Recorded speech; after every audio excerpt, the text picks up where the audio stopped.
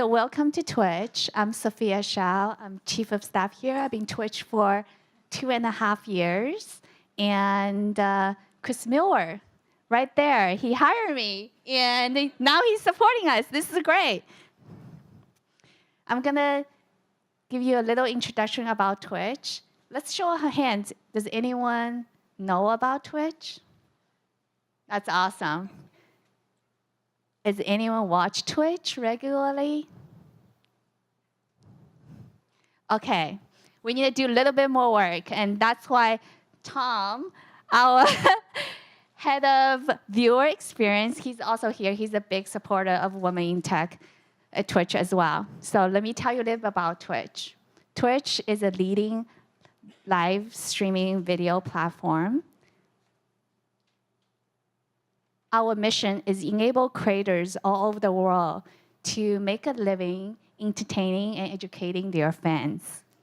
That's a lofty goal, and we are on our way to get there. Some numbers. We have 355 billion, that's billion, minutes watched on our platform right now. And we also a big platform for raising money for charity. Last year, over $30 million raised on the Twitch platform. I'm very, very proud of everyone.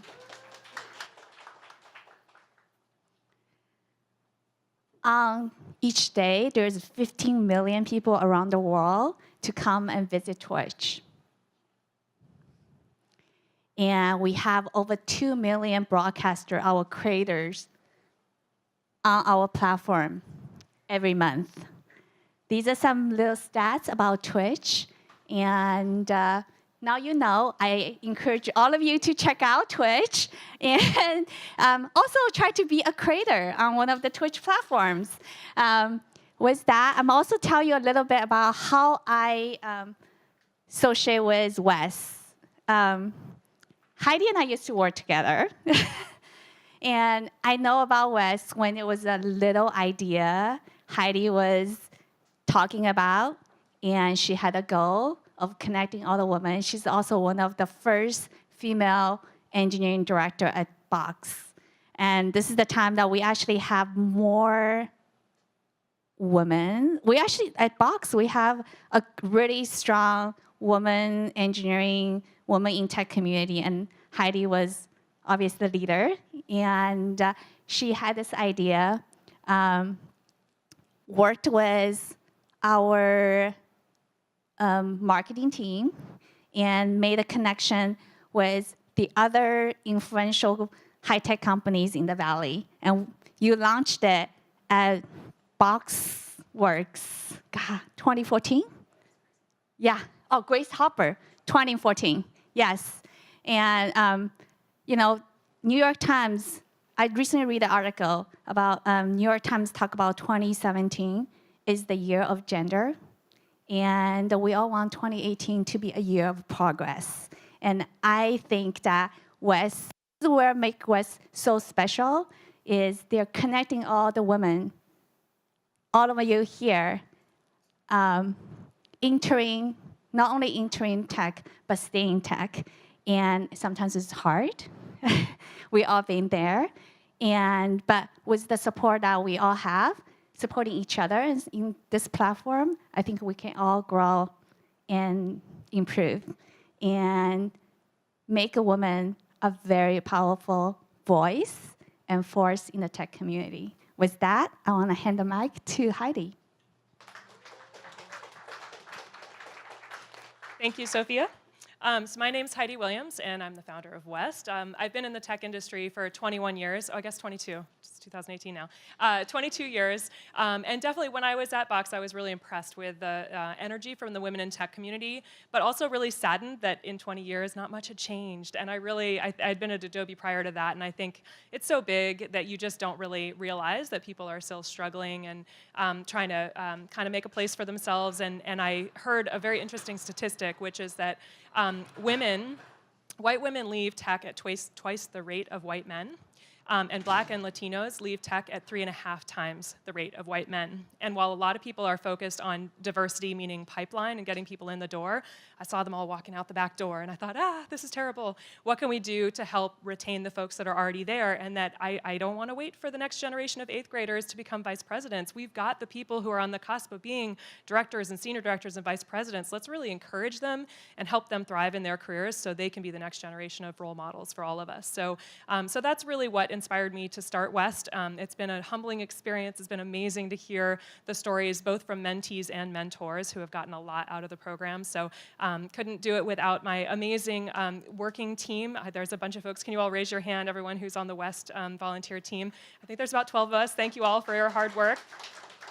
And we just recently launched our 4th cohort, so I also couldn't do it without the corporate sponsors. So Twitch is a very generous corporate sponsor where they're putting mentees and mentors into the program, which means that we have really, really high quality folks helping each other out, which is awesome. And the mentors, to be clear, are both men and women, so it's been awesome to really get great connections across company boundaries and see what we can do to help women move forward in their career.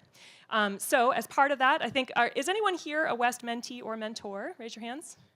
Awesome. So if you want to talk with anyone who's participating, feel free to talk to them. You know, some folks have just finished, some folks are just starting and whatnot, but certainly encourage you all to look at what West is. It's joinwest.org if you want to encourage your company to sponsor you to be a mentee, or if you want to volunteer to be a mentor, I encourage you to check it out. Like I said, we just launched a cohort with a couple of new companies, and we'll launch the next one probably in the summer. So, so the events are a big way that we sort of have extra value add for people, and really glad to have all of you here. With that, in hashtag Press for Progress and International Women's Month, I will hand it off to Esther to introduce the panel.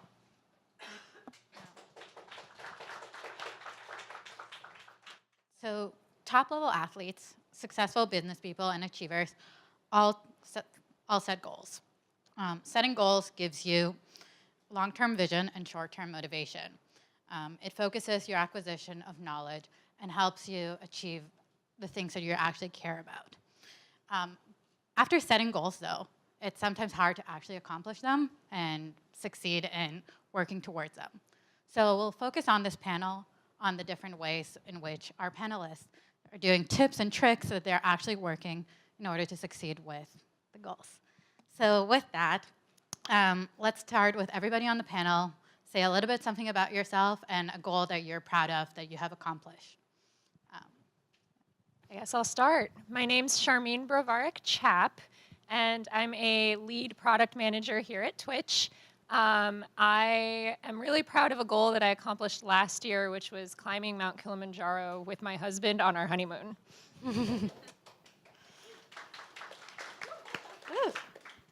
Hi, I'm Natalia Archibald. I lead analytics at Goodreads, and the goal I'm very proud of is something very personal. I wanted to play more tennis and figure out how to do it. My name's Emily. I'm on the finance and strategy team at Stripe, been there for about 2.5 years. One of the goals that I'm proud of professionally would be having completed now my CFA and my CPA. So for those in tech, that'd be the finance and accounting designations. My name is Manasa. I lead product operations at Twilio. Coincidentally, I'm wearing purple today, only to realize that it's the color of Twitch.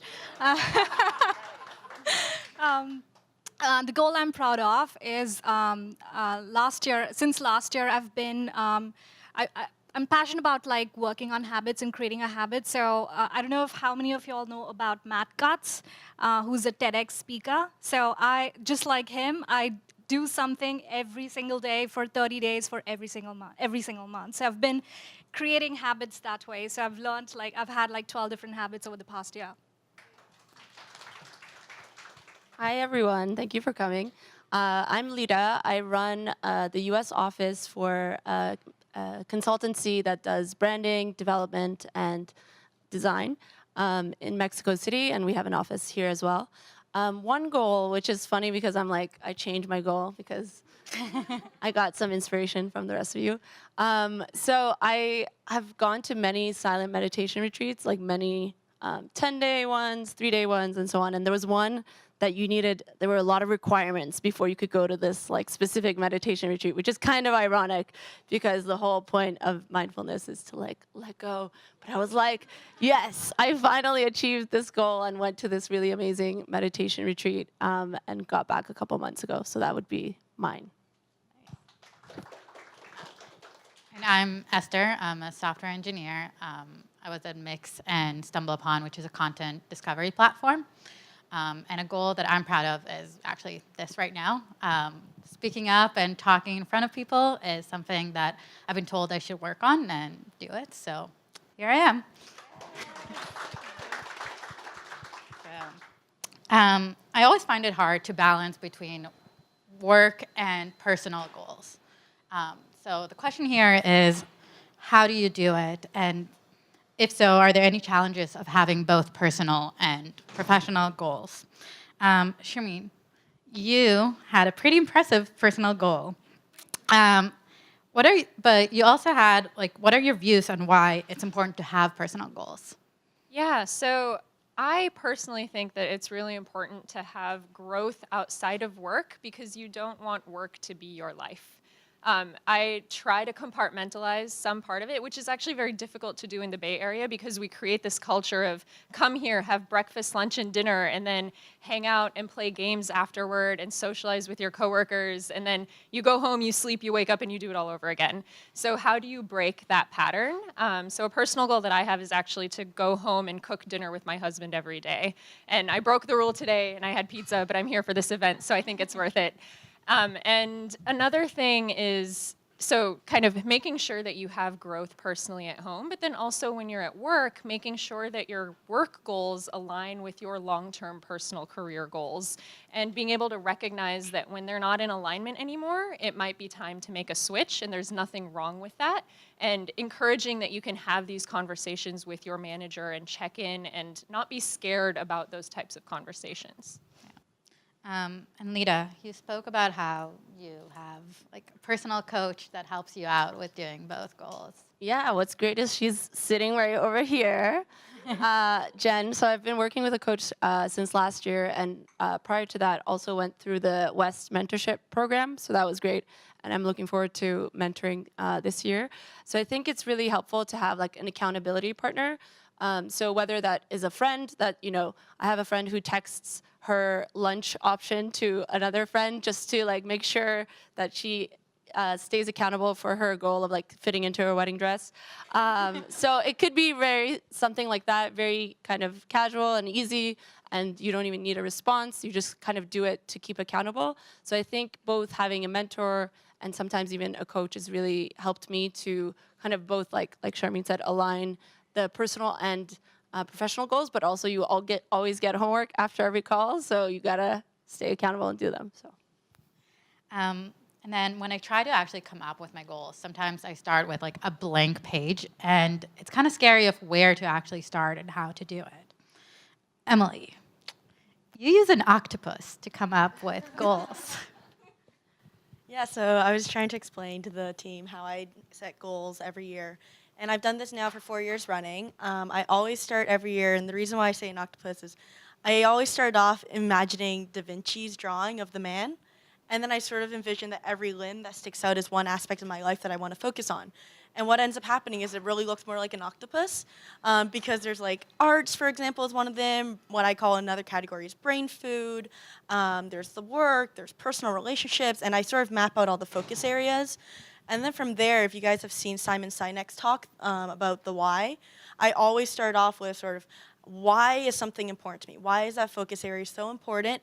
Then what does it mean to actually achieve it? And then every time I go through it, and I'll then go to then how do I get to that point? What are the tiny little goals that break down that bigger goal that then make the why area achievable? And so the why is very, very abstract, but then I break it down into smaller goals. And when do you come up with the why? I start off at the beginning of the year. And every year, I always do it on my flight back to San Francisco, usually around New Year's Day. And I spend a couple hours just free writing on the plane about like what happened in the last year. I review everything that I wrote the year before, and just also track to see like what did I actually miss from last year. think about why did I skip that. You know, maybe it's just something I deprioritized, and that's okay. I don't actually try to hit every single goal that I set. I only try to hit for about 80%. And Natalia, when we spoke earlier, you told me about how you narrowed down your goals. Could you tell us more about it? Yes, I don't like to not have things happen. So for me, it's very important to prioritize because I have lots of things going on in my life. I'm a parent. I have lots of demands on my personal life and professional life. So doing few things well, in my mind, is much more important than trying to shotgun a lot of across of things. So really be witting from goals perspective and what to focus on. And then you have a greater success of doing those things well versus trying to do 5 things that your friends also thinks are cool versus like what is truly important to you. Pick one in your personal life, pick one in your professional lives, and focus. Yeah, I think also what's something really cool when I asked her also, like, where do you keep it down and where do you draw it? She's like, I only have 2, so I don't need to like remember somewhere. Manasa, it's important for you to break down your goals. Yeah. Why? Mainly to make them achievable. I think the smaller your goal, I mean, you can have like a bigger vision, but then you can set down to like break them into more smaller components so that you can achieve them. And it gives you a sense of satisfaction, it gives you a sense of acknowledgement that you are, you know, setting progress and you're making progress. It's a little bit of trick to like trick your mind saying that, you know, you're doing something, so that sets you forward towards fulfilling that task or like getting your goal done. Yeah. And then how do you come up with those like steps along the way? Yeah, like I use 2 different ways. So I use Google Docs to set down like my bigger vision statement. So at the beginning of the year, I kind of like write down like what I want to do, and every quarter, and I just do this because like it's easier for me even at work because we do quarterly review. So I do similar quarterly review with my partner for my personal goals, and we go through like every single thing. And then I've dabbled across like a different multiple apps, and Todoist is something that has worked very well for me. So I break that down into like smaller goals, and I just like tick it off.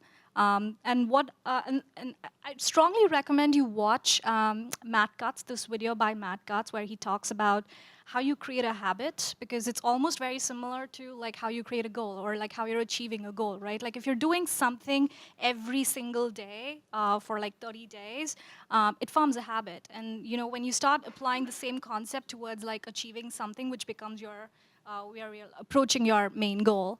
And also making goals very specific and making sure you're measuring them, it's very important. So what I do is I also have a Google form where every night I make sure I tick it off. Whether it's like drinking 10 glasses of water or like, you know, making sure that these were the tasks that I accomplished this day, and I have a to-do list for the next day. So that's how I track it.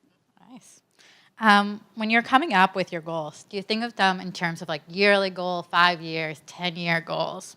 Sharmeen, I thought you had a really cool way of thinking about it with values and. Yeah, so I'm trying to remember what that was. I'm not gonna lie. So I reject the question of what is your 5 or 10-year goal, because I think every year that I am in my career or in my life, I'm usually in a place that I wasn't expecting to be the year before. So planning that far out ahead doesn't really make sense to me because it's always veering paths and changing. So instead, I like to think of what are my long-term values? What do I want out of my life? How do I want to live my life, and what are the bigger impacts that I want to make? So more of a value system, and then making sure the intermediate steps that I'm taking, the 6-month goals or the 1 to 2 year goals, are helping me achieve those values or keeping me in line with those values. And then Lita, you mentioned you use personality tests to help you out with that. Well, yeah. So I think one thing I'd mentioned is like there are certain things about me that seem to change every like 5 years. So it's really hard to think of like these broad strokes of like 5 or 10 years. So I was mentioning to you that I took the Myers-Briggs test like in high school and then in university and then like a few years ago. And each time it's like slightly different. I always am like, I think an INTP, but like the numbers always change. And now I'm like very borderline, like extrovert, introvert. But one thing that doesn't change is like values. So I also use the values system to kind of like make up my yearly goals, which then feed into like a monthly checklist that I have, and then like a weekly like progress. I don't go that. I'm like now taking notes that I should have a daily one as well. But I do rate my days. So like it's very subjective. But every day I'll rate my day from like 1 to 10 of how it was, just so I also have like an account of like different things going on in my life. And then I'm Persian, so I get like 2 tries at the Persian New Year and like the normal New Year, which is January 1st, and then March 21st I get a recheck. So I'm like, okay, are these goals like attainable? And if not, I kind of like switch them up. So this year I went from 10 goals to 5. So I think I'm set. Yeah. Great. So now you have your goals set up. How do you actually start working on them, and how do you prioritize which ones to work on? Natalia, you mentioned that you only keep 1 to 2 goals per year and that they're an inspiration. What do you do to get started on them? I think the big motivation for me is to make sure you know the path how to get to your goal. So breaking it up into meaningful things that you can accomplish every month and keeping yourself honest. I think the biggest failure could be that you set up an inspirational goal but don't have a way to get there. So making sure that when you're thinking of the goals, you also thought of, is there a path to get there and what does that path look like? And then asking for advice. I found that reaching out to a lot of other women and other professionals, friends, colleagues, former colleagues, is very helpful just to get ideas. Take somebody out for a coffee, ask. And then Emily, you do monthly reviews. How does that help you? Yeah, so for me, I do all of my goals within a road mapping software called Roadmonk. And slightly neurotic. I acknowledge that. And it's all color coded too. So each one of the focus You almost areas- wanted to show it to everybody. It helps with like, it really helps because I'm neurotic, because it helps with mapping what I've actually done. And so what helps is actually, I think at every point in the month, there will be some point where I will basically just be like, oh my gosh, I haven't done anything this month, or I haven't done anything this week. And then I'll immediately start panicking a little bit. And so what I do whenever that happens, is I pull up this roadmap, which then shows what have I actually done this year. Am I tracking well? Am I not? And then I do a monthly review also to then be like, okay, what dropped off in the last month? What do I need to change about the habits that I'm going to have for the next month? And maybe it's just also something where I just need to reprioritize, or it's something that dropped off because I don't feel like it's as important as other things that may have come up. Yeah. And Sharmeen, you mentioned that you get the help of a mentor with working on your goals. Yeah, definitely. So for me, I'm a procrastinator. If I have one thing due at the end of the week, I'll do it Friday afternoon. So I always tell everyone I'm working with I need 10 to 100 things to do at any given time, because then I'll get them all done in the same time frame and I'm a lot more productive. So similarly with personal goals, it's a little bit harder to hold yourself accountable that way. So I love having a mentor and sometimes multiple mentors to focus on the different things that I'm trying to achieve in my personal or career goals. And I use that to get me motivated, because the moment I tell somebody that I'm going to do something, then I'm holding myself accountable, and it forces me to do it, because the shame or the guilt of not doing what I said I would is much greater than the need to procrastinate. So my mentors not only force me into doing what I say I will, but as I think Lida mentioned, like they also give you homework, or after those meetings there are very clear to-do lists to follow, and usually you're also very energized. So not only do you have a path forward, but you're excited to take charge. So I love that. And also the way you find mentors is kind of... Yes. So I tend to look for people who excel in the goal that I want to achieve. So if I've outlined, like, these are some of the growth opportunities for me, then I'll think, who already excels in that area, and who do I really look up to or respect that is very good at this? And then I'll reach out to them with that purpose. And it also helps because then they're more inclined to say yes when you ask them, because they understand the connection and how they might be able to help you. That's really cool. So does your current company provide structure for setting your goals, or is it up to you? Does your manager help to keep you on track, or does the discussion of goals only comes up in performance review? Manasa, you had a really you said about how your company believes. Yeah. So Twilio almost follows the model of Google's OKRs. So what we call is the OMGs. There's a Twilion right here. It's called objectives and measurable goals. It follows a very similar statement of like create a big vision statement and then create objectives where you can measure them. So we build them down into like smaller components so that whoever's assigned that particular task or that particular goal feels entitled and feels responsible for achieving that. So managers play a huge role, and my manager has definitely been, always constantly checking on what we're doing and how we're accomplishing it. We have like bi-weekly check-ins, and what Twilio also believes in is instant feedback. So instead of like annual reviews, we have like quarterly check-ins and quarterly feedback sessions, and if feedback has to be given, it's usually very instant. So that actually helps a lot. Yeah, I think it's really cool that you said how there's a concept of ongoing feedback. Yeah. But and Lida, you run your own U.S. office. Yes. How do marketing goal works there? Yeah, we might be growing the team, so keep in touch with me. So what's great is that I am my own boss for this office. So if I decide like today that I'm going to go to yoga at 9 a.m., then I just do that until 10:30. So if my boss is watching, that's where I was. But so it's really great. So I get to make my own goals, but then of course it comes with the kind of the responsibilities as well. So that means if I take an hour and a half to go to yoga, then I also have to make up for that in a different way.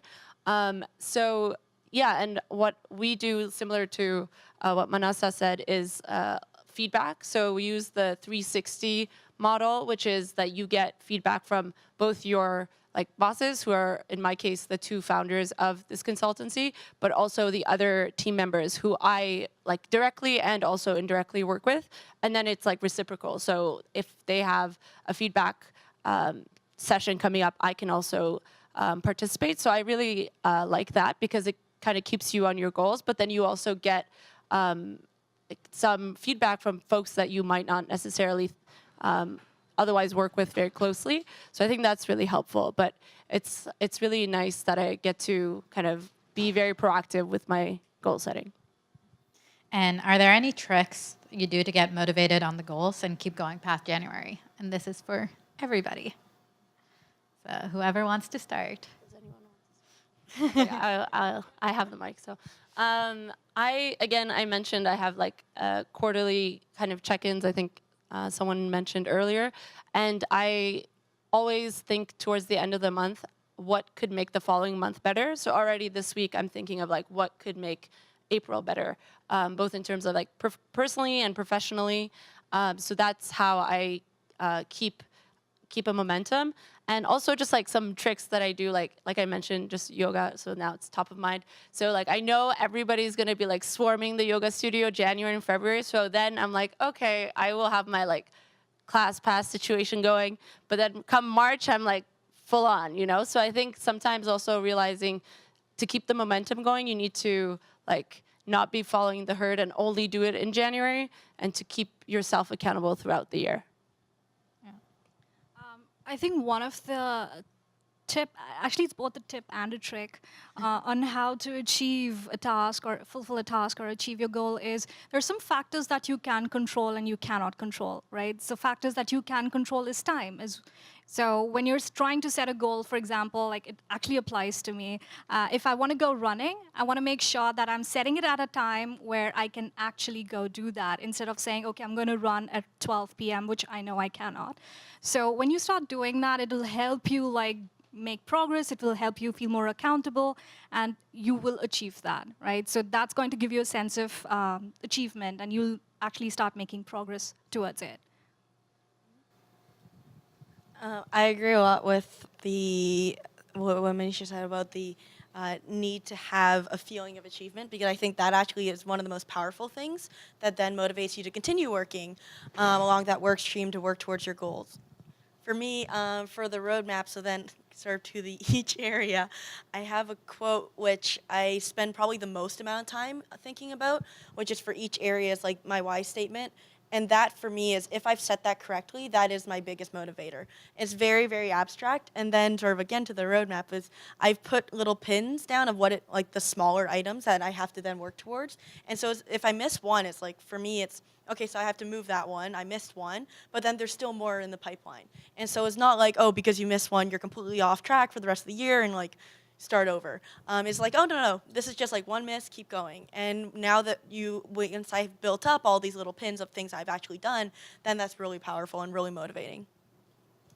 For me, both scheduling and then calendaring the events far out for the full year is probably the biggest motivation. So not only thought of what it takes to achieve your goal, you schedule it mentally and then you block yourself on the calendar. For being it professional or personal, I think it's very important to set aside time, and then you know that, okay, I have those 2 hours to do whatever.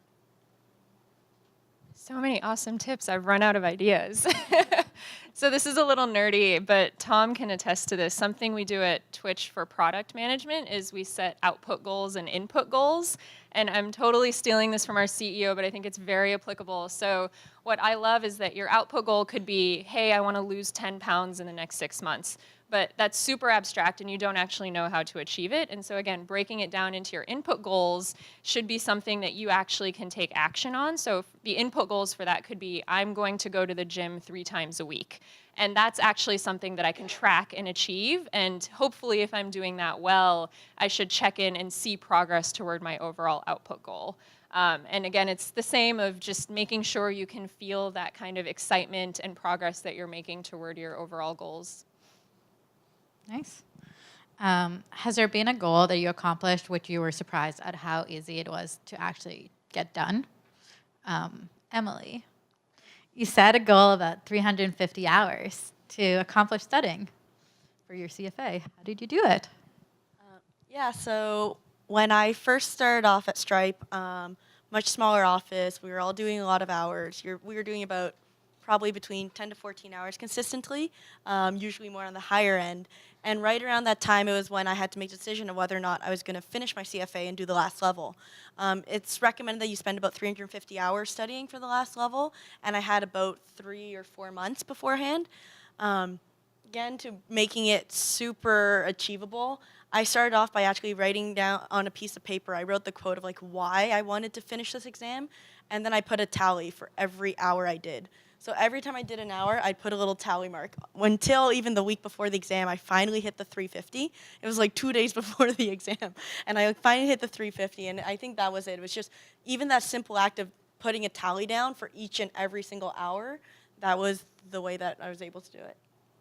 Nice. And a lot of 4:30 a.m. wake-ups. Lida, you said about how you worked with the managing partners and your coach to help you with. Yeah, so again, I think it's really beneficial to have mentors and also a coach if you think that would help.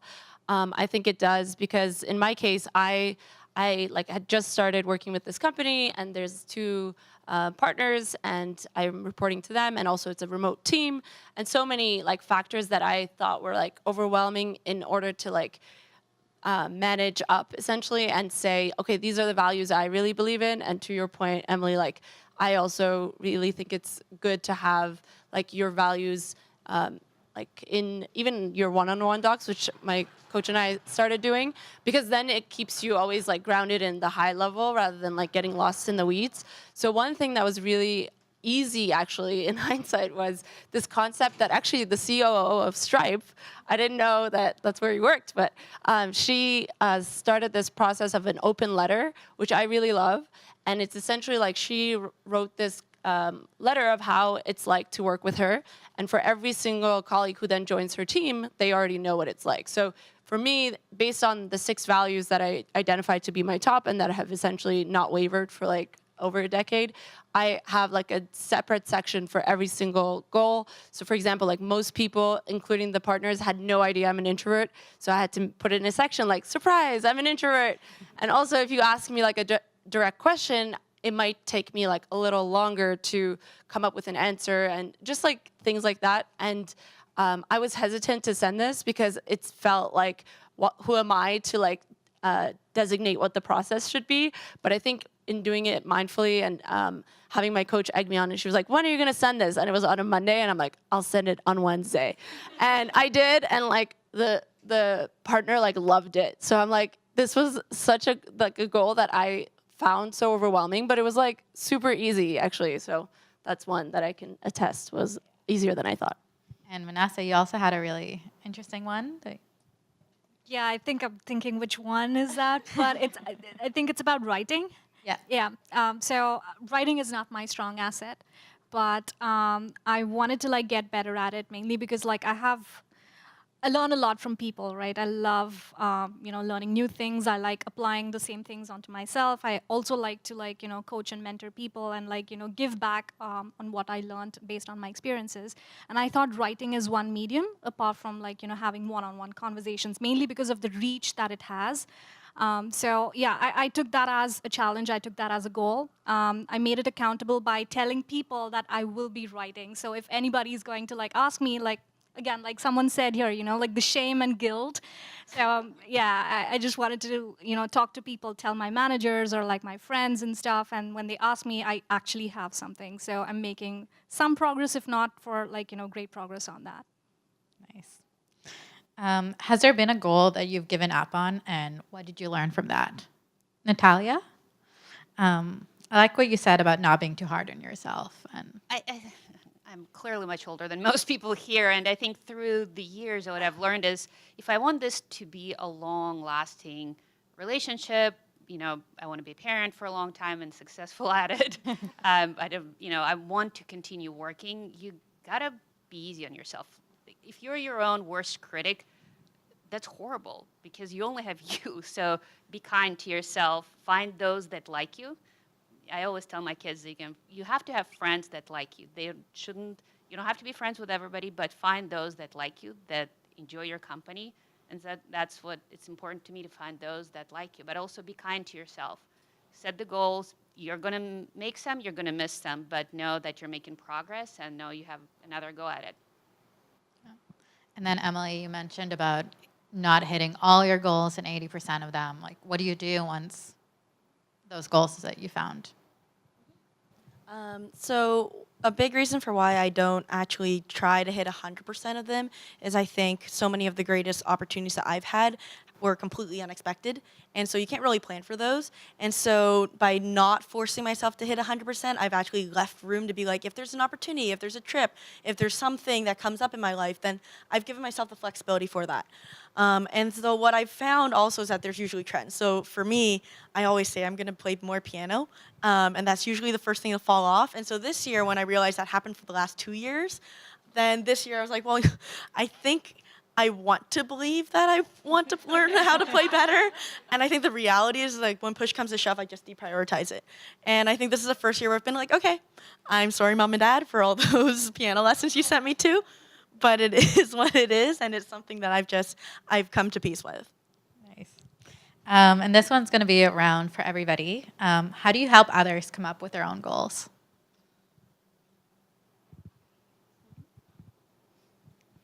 So one thing that I think is really important here is not telling other people what to do.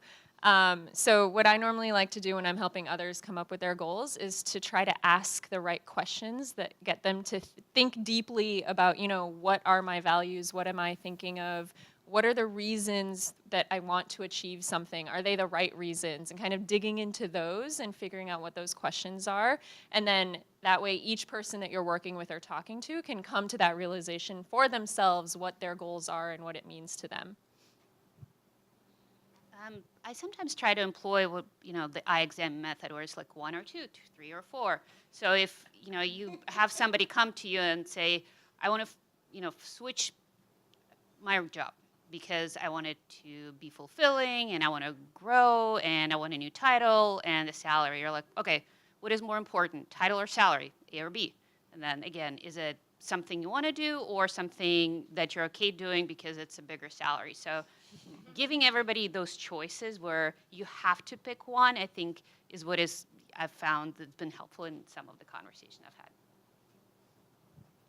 For me, I work with a bunch of people from university and also high schools when setting goals, and I think a lot of times there's a lot of pressure from the outside world, both in terms of parents or professors or teachers, about what they ought to do, or you know what everyone who goes into a business program should do investment banking, and I think a lot of that is then really asking exactly to your point, like the questions of why. You know, like what makes you happy? Where do you like? What are the kinds of things that you like doing? And really asking, focusing on those questions and helping people. I actually have an exercise I work through usually with them, which is coming to their mission statement. Not necessarily something that they're going to do for the rest of their lives, but their mission statement for the next like couple years. That then can help center on then what are the things that you know fall out of that, right? What are their values? So very question based.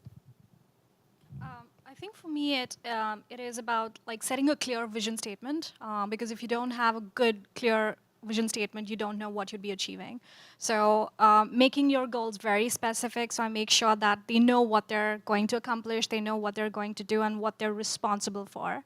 At the same time, also identifying their strengths and aligning the goals towards that, so they feel that they can achieve that, and also have room for growth, so that they can, you know, also work on you know, other stuff that they're not comfortable about.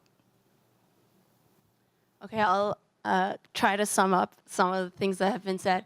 So 10 years ago, I actually taught English in Japan, and I think there's there's so many Japanese concepts that I love, and one that I really love is ikigai, which is like where, if you draw a Venn diagram with 3 circles, is where your passion intersects with the need in the world, along with like the value. Ideally you get paid for it, and if not, you add some value. So that was something that actually like my high school students kind of taught me in terms of the concept and what the word meant, and that's something that I try to like surface in some of the mentee relationships that I've had. So one organization that I really love is Braven, and they help college students and grads in the Bay Area who are usually like underrepresented minorities and or first generation going to college, and I found it really works with them to have this like passion, value, need intersection. So that's what I would say. Nice. And now I think it's opening it up to Q&A from the crowd. So does anybody have any questions? We have a little box that is actually a mic. So we This is a mic, I think. Yes. And then we'll go after. Sound check. Okay, cool, that worked. I'd like to contribute a tip, and then I'd like to put you all on the spot. So hopefully that's okay. Oh, is there a protocol for talking, by the way, for asking questions? Okay, awesome. So the tip I wanted to contribute for sticking to your goals, this is a thing that I do, is we all have to manage 1 million passwords. I will actually set my passwords to be the goal that I'm after. So for example, and like, obviously, a lot of people use password managers here, but for the accounts where you don't want to use password managers, so like burner emails, Eventbrite things. Sorry, Eventbrite. You know, I might say like drink 10 glasses of water a day or something. And it's really important to have specific goals, because otherwise, if you say lose weight, fitness, like you're opening yourself up to a dictionary attack. So I would really not recommend that, right? So it aligns a lot of goal-setting things, and you have to, every time you log into one of these things, you're reminding yourself of what the problem in front of you is. So that's been helpful for me. Now to put you guys on the spot, I'd like to know what your most common failure modes are for you achieving your goals, and how do you recover? How do you go about recovering? I actually didn't know I was doing that. I only did it for Facebook, but of course, because no one's like typing their password, I haven't typed it in a while, so I'll take that tip. That's awesome.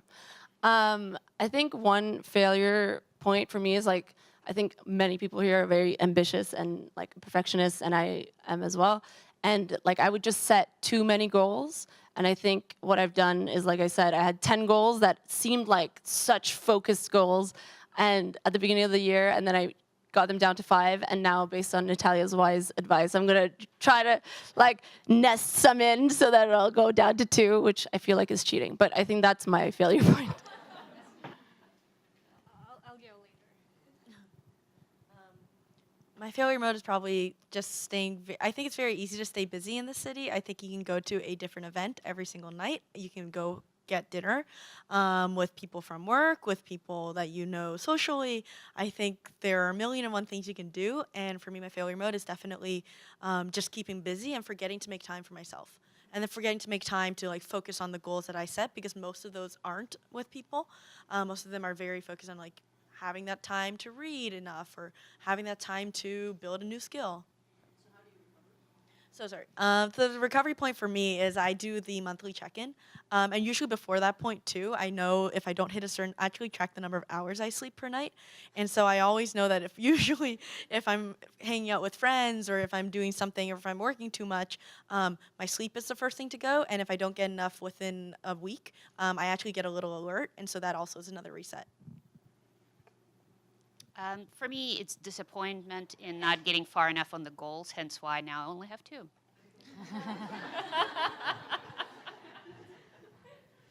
My failure mode is definitely procrastination. I think I called myself out on that earlier. And the way that I try to get around it is hold myself accountable. And again, I use my own guilt and shame for that. So either setting them through with mentors, but I've also sent out tweets in the past just to the Twitterverse saying, I'm going to do this tomorrow, and force myself to then tweet back in a day and say, hey, I did it. If anybody cares, I did it. So anything, I loved I'm going to send a text message to a friend to say this is what I'm eating, or, just you find different ways to shame yourself. All right, next question. Hi. I think that somebody brought up earlier having mentors and having coaches. And what is the difference in that, and what do those people provide?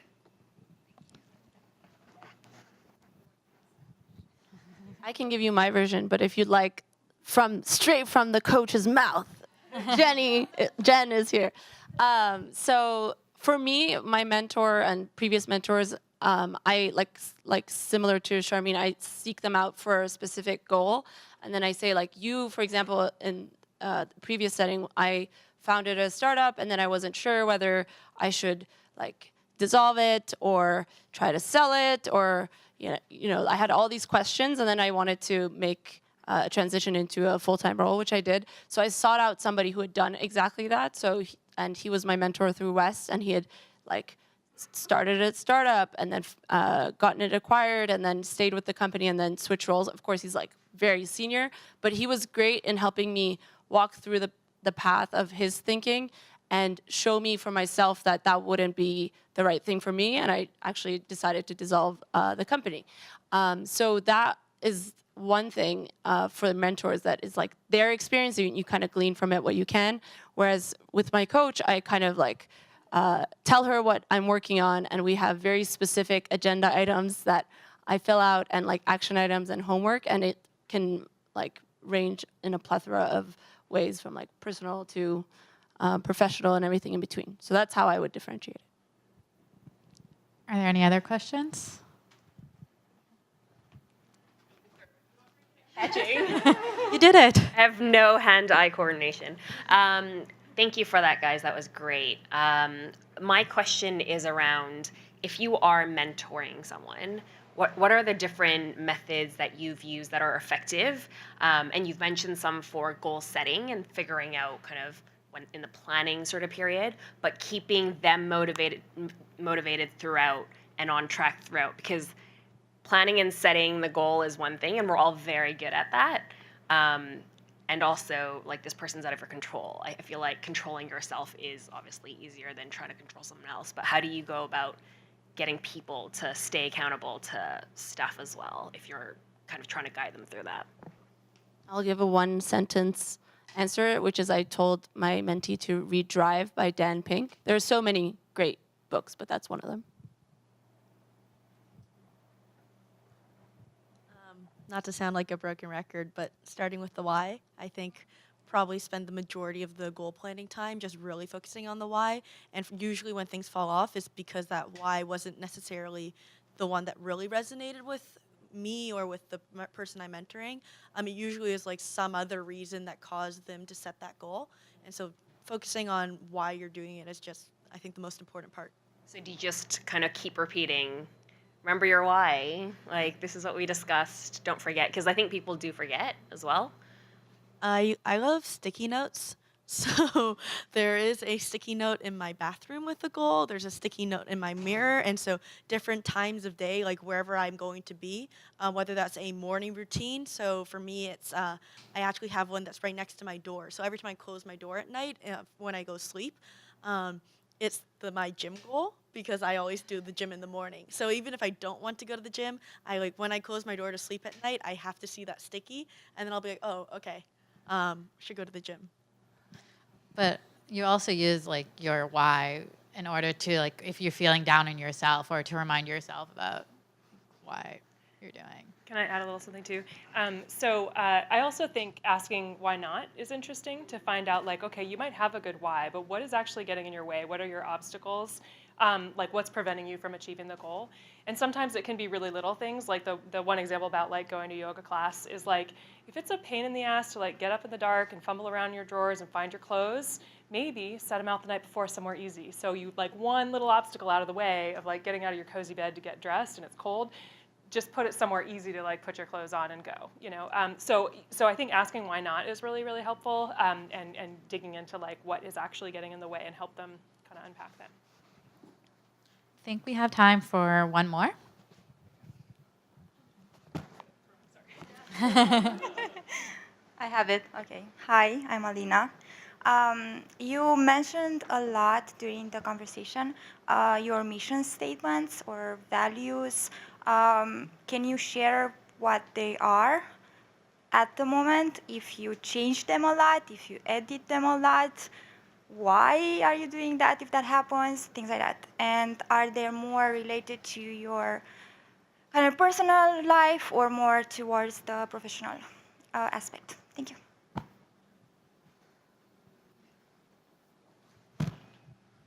So I've always been very motivated and career driven in some ways, just because I'm a perfectionist and I want to do the best that I can.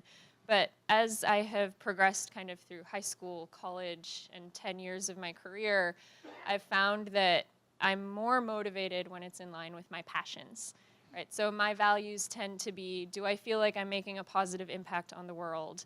And am I helping the others around me? And so now my motivation to do well in my career is more to have a greater reach and impact to help other people grow and rise up and just kind of all rise up together, essentially. So that helps because now I have this other value that I see like women and minorities struggling in technology. And if I can be successful, how can I help others also be successful in that environment and getting through their struggles or hurdles? Definitely find myself changing my mission statement. A lot of it has to do with your tenure and years of experience and what do you value.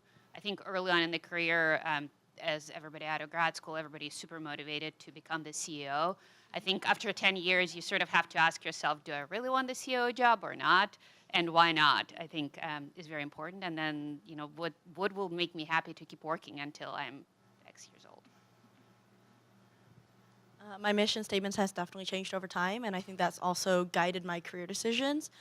So before I was at Stripe, I worked in venture, and my mission statement at that time was really being able to have an opportunity to not only just see an entrepreneur's journey, but also be able to support them through that. And so I did that through venture. And at one point, I realized that it was no longer, you know, as motivating. And so I worked through a whole exercise to figure out what my mission statement was. And at that point, then when I rewrote it, it was that I wanted to work on efficiency enablers that would unleash other people's potential. So the thinking behind it was, so if I can do something in 10 hours, and instead of other people also spending 10 hours on it, they can spend 30 minutes. And that actually, when the Stripe opportunity came up, this was like, oh wow, I can work on payments infrastructure, which I never thought I'd do. Payments infrastructure that we can do it once really, really well, and then all these companies don't have to do that, and they can actually build their product, and they can do what they're really good at. So I'm sure that's going to change probably, and you know, at some point, but that's really what's happened for me. agree with actually what Sharmeen has talked about, like tying up your mission statement with what you're passionate about. Yeah, over the years, I have changed quite a lot with respect to this is what I want to like see myself be doing, or like this is what I want to achieve, which is why I kind of like trimmed it down to like more of a 2-year to 3-year vision instead of like setting a long-term vision. So that kind of like helped me like achieve whatever I wanted to. So one of that is around mentorship, right? Like I'm very passionate about it. I'm very passionate about like coaching and like, teaching people or like, sharing my experiences and stuff. So I kind of like tie that to like writing is something that I'm picking up, communicating is something that I'm picking up, attending a lot more events around it, or like partnering with West is something, that kind of like in a way became a goal and an objective for me. Since you all have pieces of paper, this is a homework assignment that you could do that my coach Jen got me to do. So it is, so for mission statement, she asked me to do, I am, underline, metaphor, that goal. So for mine, which is new, and it's also on our Google Drive 101 doc, at the top, along with my 6 values, so I don't forget, I am a superconductor and connector that empowers organizations and people, because I work at a consultancy. So again, I am, metaphor, that something. So I like it. This is your homework. Well, with homework, we did, I don't know if everybody grabbed one. There's still more. There's some worksheet that we want everybody to, yeah, there they are. Karen has Just them. one more thing. Would you like to answer that question as well? Oh, putting me on the spot. So I think a big thing for me is I've gotten a lot of feedback to speak up and to talk, and from my mentors, my managers, both of my VP, they were all telling me, you have like a lot to say about product, you have a lot to say, and what you say does make everybody else think about it. But I wasn't saying it about other things, and they're like, just speak up in meetings and any opportunity that you have. So that is kind of not a mission statement, but that's a goal, I guess. So, and now the worksheet. So we just thought it would be nicer to have the people around you talk to each other about them, share with those that are with you. There's 4 questions on it, and come and grab one. You have about 20 minutes, and then if anybody wants to share it with everybody else, more than one. Great. As Karen passing out the worksheet, I want to mention, I want to have everyone give a round of applause to Kiko.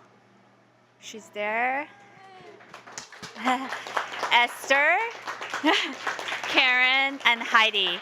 It's, as you can see, it's a lot of work to put this together, and this will not happen without them. So thank you so much.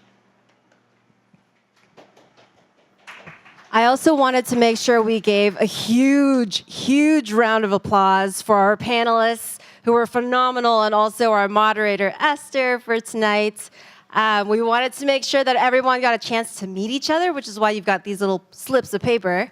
But I think just real quick on clarification on what we'd like for you guys to do with these papers. So we wanted for people to, because you're already here, you're thinking about all the things that the panelists have discussed. We wanted you to have a chance to think of 2 techniques that you learned from the panel for tonight and jot it down real quick, like over the next 2 minutes, and then speak to the people next to you.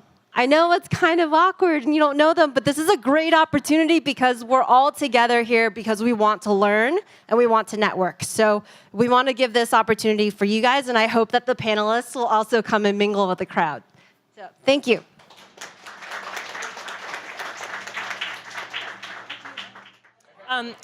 Hey, folks. So I wanted to just bring it to a close. Actually, if anybody wants to go on the spot and share anything that they talked about with the group, or anything you learned from the people around you that you met, could be something you learned, something you're signing up to do, new tip or trick. Anybody feel like sharing? Put you on the spot. Someone have a goal of public speaking? They could do it right now. Go ahead. Sorry. I don't know where the purple thing went. Is this mic on? Oh, am I doing this one? Okay. So my name is Tao. I think I'm gonna make up this one real quick. My goal is, I set my goal in the beginning. It's been 2 years. I said my goal is I'm gonna do, get better, fitter, and I actually never done it. I only like keep it for like 30 days, but this year I break it down and I'll start with a 2.5K of running every day, and then of course it's really hard to keep it up like 6 in the morning. So I did an A/B testing on myself. I was like, maybe today I'm at 6, tomorrow I'm gonna do it 12, and the next day I would try 6 o'clock, after work to see where is my, like the most effective for myself. So it's working, as it's been 70 days now. So I've been doing from 2.5 to 5, and I did my first 10. It was horrible. No, the way from Mission to Sunset, it was so long that is unbearable. I was like, what did I do to myself? But I also, thanks to Instagram, that I kind of brag about it every day. Every day you would just like post like one picture. I managed to do this. So it's kind of like myself keeping, like accountable. As well as I do text my friends of what I ate today and kind of like proud of it. So that's my personal goal. Thank you for sharing. Anybody have another one? Cool. Awesome. That was good. Thank you, Esther. Okay, so I have like, they look like more, but they're all connected. Getting more sleep, going to bed without my phone around, watching only 1 hour of YouTube. I seem to believe that I have friends on YouTube and they're all talking to me, so I watch like more than an hour sometimes. Switch to Twitch. Good idea. Nice plug. Starting a morning gym routine with my husband, because if I do that, which I'm not doing that now, I would do it at night at 11 p.m. So when I get more hyper and I don't get too much sleep. And cooking, again, more healthy recipes if I can. Yeah, something like that. That's awesome. Thank you for sharing. All right. Anybody else want to share? I know these were a lot of fitness related, which is great. I'll mention that I went to a conference and someone told me about an app called 7.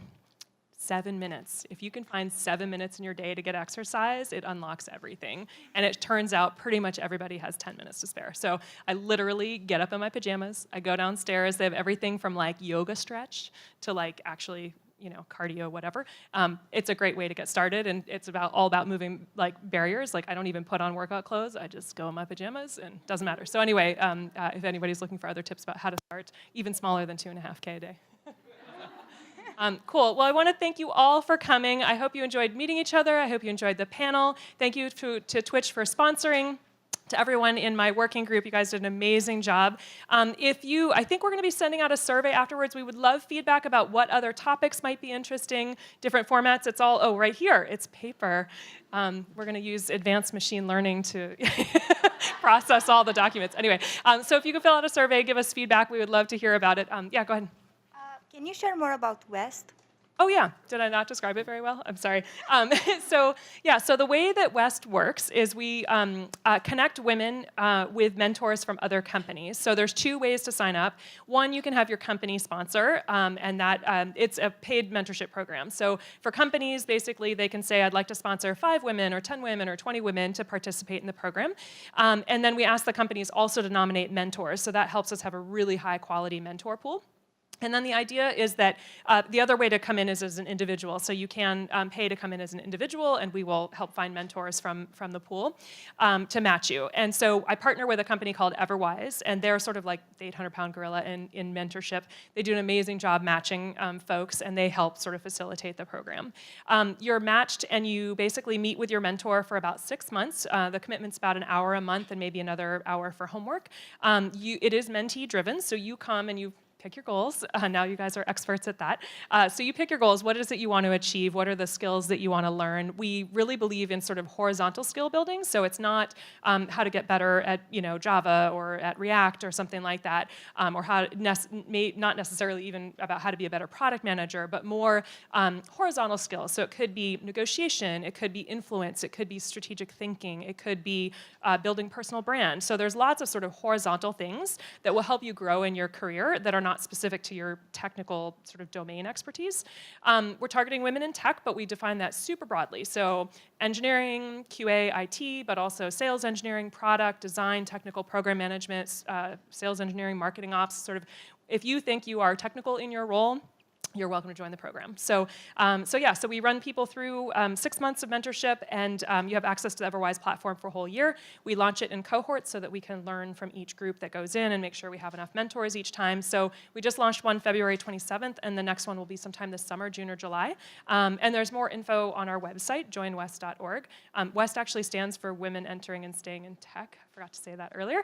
But anyway, we welcome folks to participate, and of course, anyone can volunteer to be a mentor. So yes, would love for all of you to join or to convince your companies that they should reach out to us, and we'll set them up with a corporate sponsorship.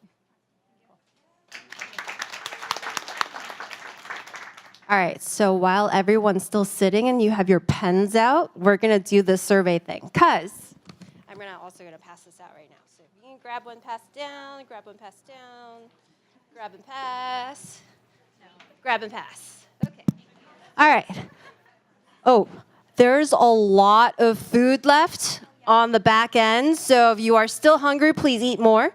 But the point of the feedback survey is that we really care about what is important for you and what you would like to learn about. And these events are really catered for our WEST mentees, WEST mentors, our communities, so we'd love to hear from you.